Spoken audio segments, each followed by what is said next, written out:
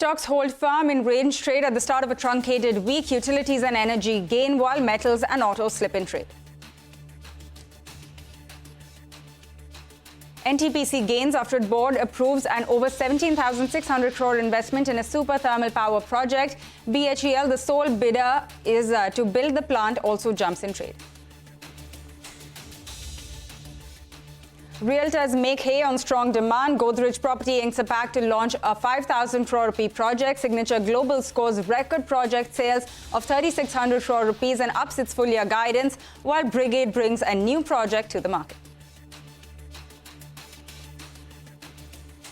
And crude extends gains after OPEC Plus extends voluntary output cuts till June. Low US inventories also aid the rally.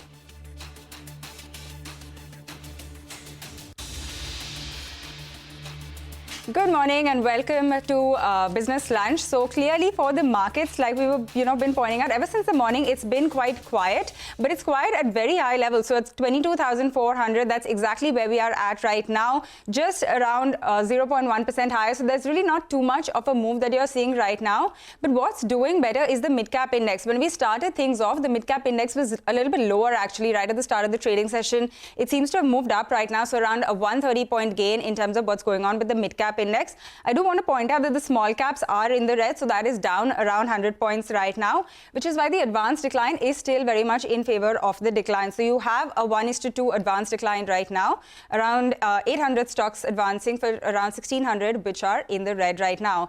The Nifty bank also very quiet today, just around 50 points higher right now, but there is a lot of action in some of these individual names. For instance, the life insurance stocks are really moving around, and this after CNBC-TV18 learns that the insurance regulator, that is the IRDAI, may back down on surrender value proposals. This is some information that Yash is picking up, and he joins us now with the details. Yash. Well, Pavitra, any decision from the insurance regulator on rationalizing the proposed higher surrender value could take away a big overhang from these life insurance companies. What's the overhang? The proposal itself, which came in December 2023, where the insurance regulator said that surrender value given by these life insurance companies to policyholders needs to be increased for the benefit of these policyholders, and the increase was quite significant, almost double of what these life insurance companies pay to their policyholders in case of surrenders. Now, what we've been picking up is that since the time that proposal was announced, there were various representations which were made by the life insurance companies as well as the Life Insurance Council to the insurance regulators, suggesting certain rationalization measures which could sort of limit the burden also on life insurance companies, but at the same time increase the benefit to policyholders. There are two important points which are being considered here at this point of time. What we've been given to understand is that the first point is to make a distinction between long-term surrenders and short-term surrenders.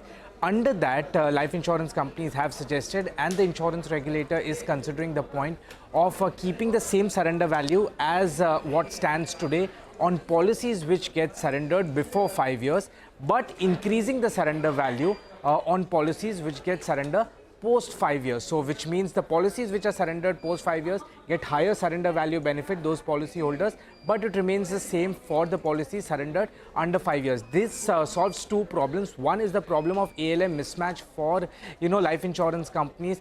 That sort of gets taken care with this particular measure. Second thing, it takes care of a lot of burden also, because majority of the policies get surrendered below 5 years and not over 5 years. The second one is to reduce the threshold for the calculation of surrender value, which will bring down the surrender value overall for the final outcome. The final decision will be considered by the insurance regulator in its March board meeting. All right, very important details there. Yash, thanks a lot for bringing us this story. HDFC Life is pretty much, it's almost the top gainer on the Nifty right now, up almost 3%. But moving on to another important story, an illegal interstate network involving counterfeit and spurious drug production and distribution has been uncovered by Telangana's Drug Control Administration, the task force and the police. Now, the focus of this operation was Uttarakhand-based factory called Nectar Herbs and Drugs, which has been allegedly conducting illicit activities across multiple states. So Ekta has more on this story. Ekta. Well, yes, the joint operation conducted on the pharma factory named Nectar Herbs and Drugs in Uttarakhand found the facility producing counterfeit drugs of reputable brands such as GSK, Alchem and Cipla, and commonly used drugs such as Augmentin 625, Calvim 625, Omnicef 200 and Monter LC. Now, one of the key concerns was also discovering that the factory was manufacturing dummy tablets filled with chalk powder.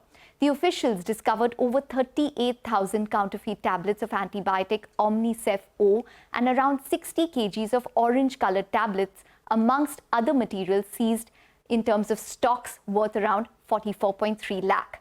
The government, remember, has been battling the continuous issue of spurious drugs. Examples range from Nectar Herbs and Drugs having been previously involved in a manufacturing of fake remdesivir vials to the government discovering 51 samples of drugs of commonly used drugs failing quality tests and 3, in fact, being spurious, to last year a DGA raid recently uncovering medicines falsely labelled under names of the likes of Sun Pharma and Glenmark. However, there are some measures which seem to now be coming into place which could check the manufacture of spurious drugs. One of the most important measures is the centre mandate that the top 300 medicines carry QR codes on their packaging. The DCGI has also asked state drug inspectors to maintain spurious drug lists and publish it on a monthly basis to avoid further use. The government, remember, has been clamping down on compliance after the incidents of contaminated cough syrups and eye drops, denting India's reputation as the pharmacy of the world over the past 2 years.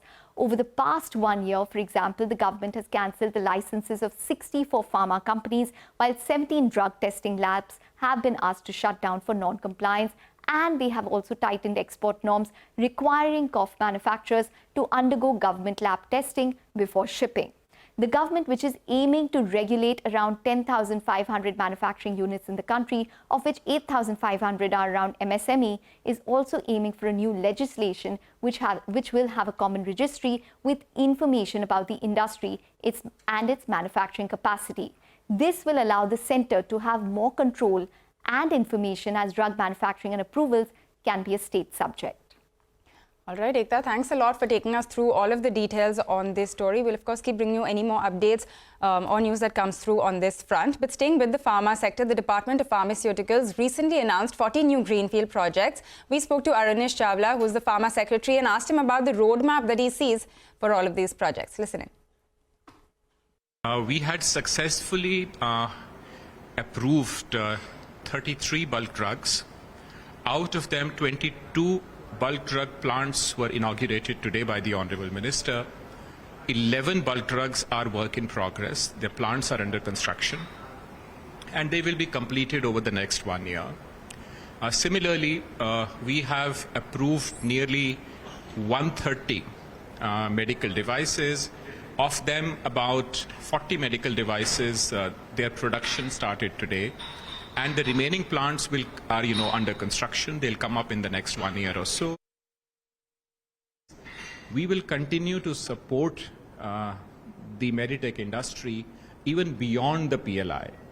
With the policy framework that is being brought in, the forward-looking framework is based on value chains. It will be based on phased manufacturing, preferential market access. It will be based on quality upgrades. All right, that is the word coming in from the Pharma Secretary. With that, it is time for our first short break on the show. But on the other side, the BJP has released the first list of 195 candidates for the Lok Sabha elections. We'll get you more details in just a bit.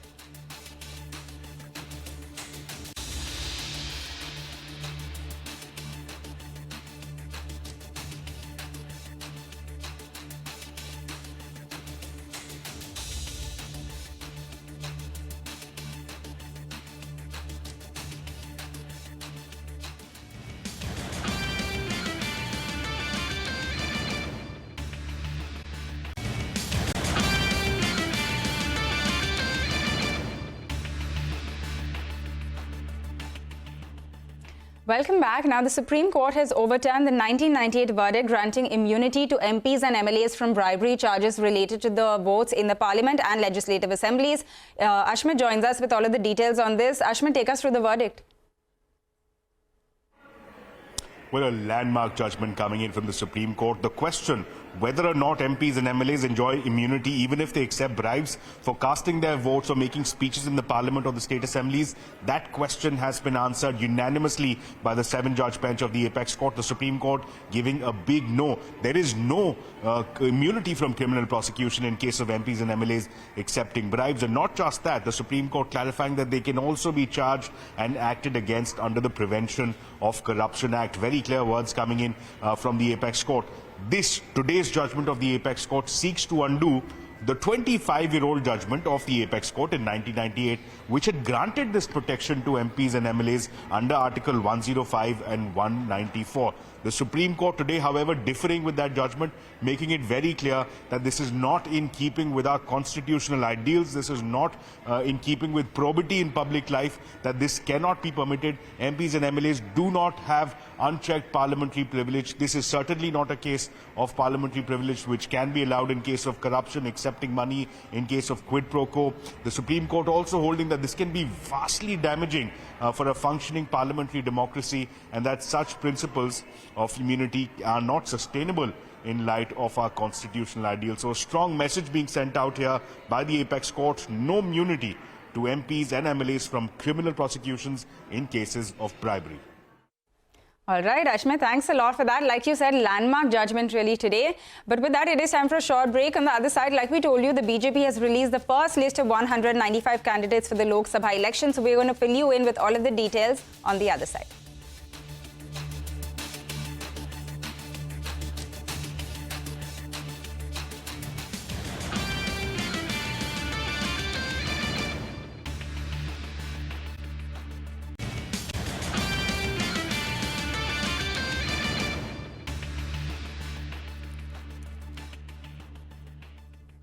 Welcome back. You're still tuned into Business Lunch. The market is absolutely flat right now, just around 30 points in the green. But the mid-cap index has staged a big move from the start of the trading session. It's up 330 points from when we really started things. But let's move on and talk about the political picture now, because as the nation gears up for the Lok Sabha elections, BJP has announced the first list of candidates. So my colleague Parikshit joins us now with a quick roundup of all of the names which have been included and the names which have been dropped as well. Parikshit. Well, a list of 195 candidates has been announced by the BJP, and this list includes names of 34 central ministers and 2 former chief ministers as well. At least 33 sitting MPs have been replaced. And now this is after internal party surveys and coalition politics that is at play in certain states. The Prime Minister will be contesting from Varanasi. The other high-profile contests include Amit Shah, who is going to be fighting from Gandhinagar, Smriti Irani from Amethi, Rajnath Singh will fight from Lucknow, Shivraj Singh Chauhan from Vidisha, Jyotiraditya Scindia from Guna, this time on a BJP ticket, and Mansukh Mandavia from Porbandar. Among some of the prominent names that have been dropped, the BJP has dropped Pragya Singh Thakur as its candidate from Bhopal. Party has announced 4 new faces for Delhi, including Basuri Swaraj, the daughter of former External Affairs Minister Sushma Swaraj, Praveen Khandelwal, who is the chief of the Confederation of Indian Industries, Ramveer Singh Bidhuri and Kamaljeet Sehrawat. So names like Ramesh Bidhuri, Pravesh Verma, Harshvardhan, Meenakshi Lekhi, they have been dropped from the first list. The second CEC meeting is going to take place this week, and the next set of candidates will also be announced. All right, Parikshit, thanks a lot for filling us in with all of those details. But actually stay on, because the government is also brainstorming on the vision document for Viksit Bharat 2047 and the detailed action plan for the next 5 years as well. So what are you picking up on this? Well, this is extremely important. This is an expression of confidence ahead of the elections, where the Council of Ministers met. They deliberated on the agenda of Viksit Bharat for 2047, and they are also preparing a 100-day agenda for quick implementation after the government is immediately sworn in the month of June. So what the government has said that this roadmap for Viksit Bharat has taken at least 2 years of intensive preparation. More than 2,700 meetings, workshops and seminars have been held at various levels, and suggestions of 20 lakh youth have been received. So what will this 100-day agenda include? It will include measures for further economic growth, SDGs, ease of living, ease of doing business, infrastructure and social welfare measures that the government would immediately want to implement after being sworn in. All right, Pariksha, thanks a lot for taking us through all of those details on both of the stories. But with that, we're completely out of time on this edition of Business Lunch. Thank you for tuning in. We have Mid Cap Radar up in 2.